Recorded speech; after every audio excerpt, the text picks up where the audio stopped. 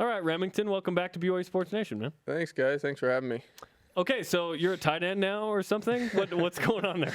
I guess so. It was just kind of something that came up about a week ago, and I was excited for the challenge. Coach Mendenhall approached me and said, I'd like you to take some reps at tight end and see what you can do. And so we went over there, and it's kind of turned into a permanent thing. It's not something that's foreign to you, though. I mean, you actually came to BYU as a tight end, so were you surprised? I was a little bit. I kind of approached Coach Mendenhall at the beginning of the season about it, something that I felt I could help the team with, and he came back and said, no, we need you more on defense, and that was fine with me. And so it was? Yeah, I mean, it was. I was just glad to help the team, okay. To be honest. And so, but when he came back to me and asked if I would help, I was glad. I mean, I've loved tight end. I played it my whole life. I came here as a tight end. And so it's been fun to go back. It's definitely been an adjustment. I haven't played tight end for like 7 years, so it is a little different, but it's something that I've done before. What's it like for you right now? Because you're trying to learn how to play tight end. Are you still a defensive lineman, or have you made a switch to offense? No, so still playing defensive line, but I've been there for 5 years, so basically I know that really well. And so they're just having me practice and learn the tight end spot. Exclusively? Yeah, in practice, yes, exclusively, but then still playing both ways in the game. So it's kind of a little balance, but it's been fun. See, I want to know, did you make them promise you're going to get at least one touchdown before the end of the year if you're doing this? I didn't make the promise, but Coach and I asked me when I'm gonna put on the blue jersey, the offensive jersey, and I said, as soon as you throw me the rock, I'll put it on. So. Were you targeted at all in the Wagner game? Because all of a sudden you're in there, and then I guess you played 30-ish snaps or something? Yeah. There were a couple pass plays set up for me. It didn't end up working out. The quarterback ended up running. Bo. I'm just kidding. But no, I'm sure it'll work out in the future. There's more pass plays going in this week. They're just trying to teach me little by little, so it's been fun. Is this bye week coming at a good time for the team, you think? I think it definitely is. There's a lot of banged up players. When you play that many straight, it kind of wears on you, and I think it'll be good for guys that play a lot of snaps, and I think you'll see a big difference come San Jose. Now, the hope would be that they have ID'd you because of your incredible talent, but there's also a dearth in terms of injuries at the position, right? Was that part of the reason they asked you to come over? I'm not sure. I know there's been a little lack of blocking at the tight end position, but also with Sampson going down, I'm sure there is a lack of depth, and so I'm sure that was part of the reason is why. But I'm just excited, glad to help any way I can, so we'll go at it. Let's talk about that position too, Jason. With there's true tight end, I've heard that, and then there's the flexed out guy, and then Taryn Houck's almost kind of been that position, or this Mitchell Juergens at the Y or whatever. Describe the differences in those positions. I would say mostly just the true tight end is attached to the offensive tackle. Your traditional tight end more traditional style, and still have pass plays from there. But when it is more of a spread, you'll have Mitch or Taryn or Trey Dye. Those guys go in and run, I guess, more the athletic routes, you could say.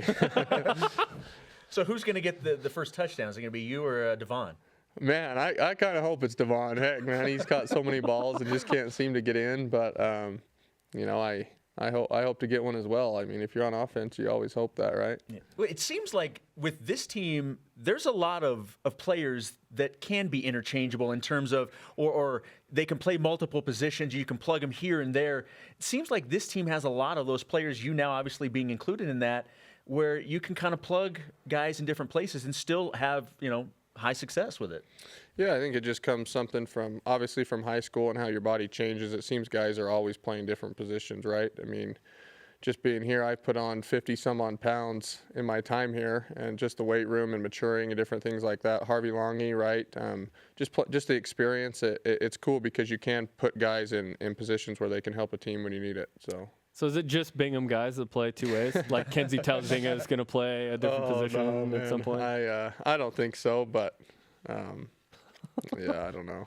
Let's talk about the firesides. There's one person in charge of those. That's you. So what's it like for you each week to organize a fireside on the night before the game? It's actually really cool. So I don't know if you guys or who knows, but the teams kind of broke up into platoons. And you have platoon leaders. It was led by Coach Wintrick, and he kind of got platoon leaders. And my platoon was asked to be over firesides. And it really was an honor because that's one of my favorite things that we do here at BYU. And to set up a fireside, basically all that I do is we come up with 2 speakers, 2 prayers, and a musical number. And so each week I'll just ask a platoon to be in charge of the speakers or to be in charge of the prayers and the musical number. And it actually works out really well. You guys, your most recent fireside was at the Utah State Prison. And I've got to imagine unique probably doesn't describe what that experience is like. How is the prison fireside set apart from the others? I would say a few different ways. I mean, one way you think about prison, you think about kind of a rough environment and somewhere that maybe you can't feel the spirit or something like that, and it's totally the opposite. When you ask the team what fireside was their favorite from the year, it's always the prison fireside. And I think the reason that is just because of how grateful they are. You'll get letters months and months after saying, thank you so much, like you made our year. We look forward to this. This is the one time of our life where we don't feel judged. Wow. And I mean, that was said this past week as well. And it's pretty cool to go do a service to people that are that accepting. Give us an idea of what that's like to get off the bus, and then where are you going from there until you walk in that room? Yeah, it's kind of crazy. I mean, you get off the bus and you go through 4 or 5 different doors, right? I mean, there's cameras on you, you go through security, show your ID, and then you go in another locked door. And it's like 4 or 5 before you actually get to the room, and it's in a little gymnasium. And when you get there, they have a prison choir. And most of them are LDS people, and they're singing LDS hymns as you walk in. And you'd never expect that in a prison. I mean, you have an inmate up directing, and it's just pretty cool to see that stuff that even goes on in a prison, because I mean, personally, before I went, I'd never thought that stuff would happen. And man, you look around at all the different players and the experience that they have there, and you'll see, I mean, tears flowing everywhere, and it's just really cool to see how grateful those people are. You know, you mentioned just the impact that it has on these inmates, and you hear from them months and years down the line. You guys do a Q&A segment where they get to ask questions. Is there a theme with the questions that you get most? I mean, what types of things are these inmates asking you guys? It's actually funny. So I run the question and answer period, and out of probably, 15 people that stood up to ask questions, there were maybe only 2 or 3 questions. The rest of them were just like crying and saying, thank you so much for coming. Like, you never realize how much this does for us. It was actually a unique experience, though. The first question of the day, before I even said it's question and answer period, he had his hand up. And I could just tell he really wanted to ask a question. And he stood up and he said, Riker Matthews, do you know who I am? Because Riker had spoke at the fireside. And Riker was trying to think about it really hard, and it turned out to be his Little League baseball coach that was in the prison. And it was a really cool connection. Riker had spoke at the fireside. He felt he had needed to speak at the fireside. And so it was really cool to see that. Wow. I was really impressed by a particular quote that came out by a Sports Illustrated article. One of the guys said in the Q&A session, I just want to let you guys know that I've seen what you've done in the fourth quarter this year, said one inmate to the team who beat Nebraska and Boise State in the last seconds of games and came back from 14 points down to beat both East Carolina and Cincinnati. It makes me feel like I can have my fourth quarter and make a comeback in my life. That was really powerful. Yeah, it was really cool. And Bronson actually stood up and talked a little bit about our fourth quarter in life and kind of how it relates to football. And I mean, they really do relate a lot. And I think one of the other statements I mentioned earlier is just how the inmates said that this is the only time in prison that we don't feel judged. When we walk in the room, you feel like you actually look at us as people. And they are kind of in their fourth quarter, right? I mean, they have a choice to make. They can either, when they're all on the verge of getting out at this point. And so when they do get out, I mean, they can make a change and have a fourth quarter kind of as we had this year, or they can go the other way. So hopefully it'll help them. Not just necessarily the prison fireside, but the firesides in general. When these are over, what do you guys as players get out of these?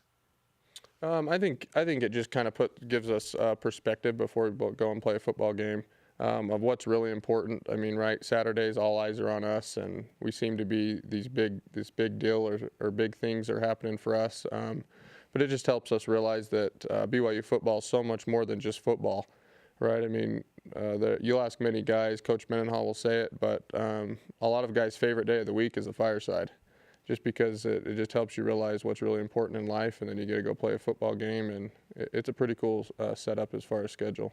To see Remington, Peck, and the BYU football team and that experience at the Utah State Prison, watch Inside BYU Football coming up right after BYU Sports Nation today. It's going to be fantastic. Looking big picture with this team, 6-2 after the first 2 months, to me is fantastic, given the injuries, the unknown, no Taysom, no Jamal Williams, and still 6-2. What's gone right for this team through the first 2 months? I think it's kind of something we touched on a minute ago, but it's just that this team never seems to quit fighting, right? I mean, there's been adversity, there's been injuries, there's been things that have happened, but it seems like always someone steps up. The leadership has been phenomenal on this team, and there's always an urge to get better no matter what happens. And we really do, no matter the score, we always believe that we can win. And I think that's different than what I've had here before, and I think it makes a big difference. Coach Mendenhall this week had talked about still a lot to play for, that this team, there's still goals that can be met. What are those goals that you guys are still playing for right now? To be honest, I think it's 10-2. I'll just be blunt that we believe we can win every game here on out, and if we prepare the right way, that we believe we can. And 10-2 to us is still a successful season. We definitely had some bumps and one game that we felt we should have won, and we didn't play very good in the other. But we feel we can still be successful despite what the outsiders might say or whatever. But it's a successful season for us if we can finish that way. Did something happen with this team when the ball came down in Mitch Matthews' hands to where you believed? I mean, it's validating to see that and be like, oh yeah, we can do this. But did something happen, because you guys have had not just one win like that, but 4 in that you've had to come back in the fourth quarter? Yeah, I mean, I think a big part of that happened with Mitch as far as, kind of that belief, but it started even before in the summer. In the 5 years I've been here, I've never been a part of a team that trusts and cares about the guy next to him as much as this team. And honestly, I don't know why that is. But there is a belief and there is a trust that the guy's going to get the job done. And it's cool to be like that, right? I mean, we're down 14. Every single person believes that we can still win the game.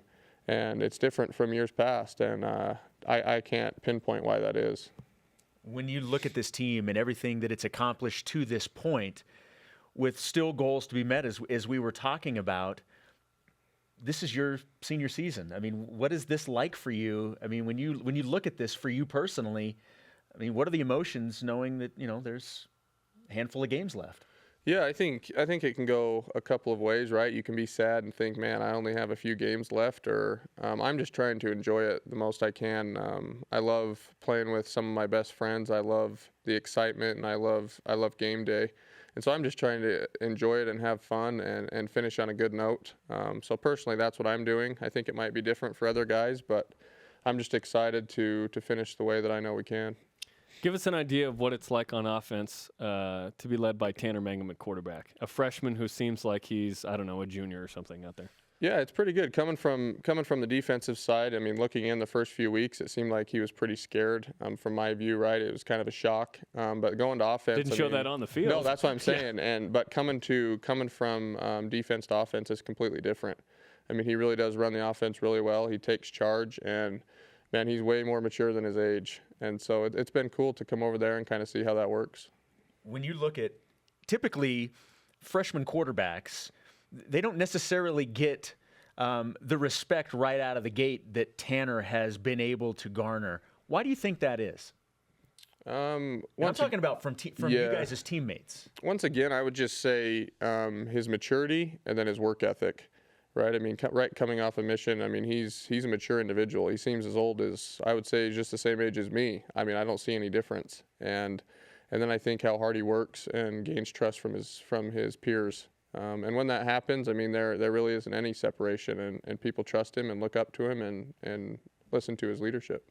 Let's end with this. What are your hunting plans for the bye week? Well, I'm actually going hunting right after this. Of course you are. So we'll see if we can kill a few. But no, I'm actually going up to Idaho. My wife's from up there, so go visit the in-laws and do a little hunting when we're up there. So I'm looking forward to it. What are you hunting? Ducks and geese. Ducks and geese. Yeah. Okay, ducks and geese it is. Remington, fantastic stuff with the Prison Fireside. Good luck at tight end. We expect at least 2 touchdowns the rest of the year. And thanks for joining us. Thanks, guys. I appreciate it.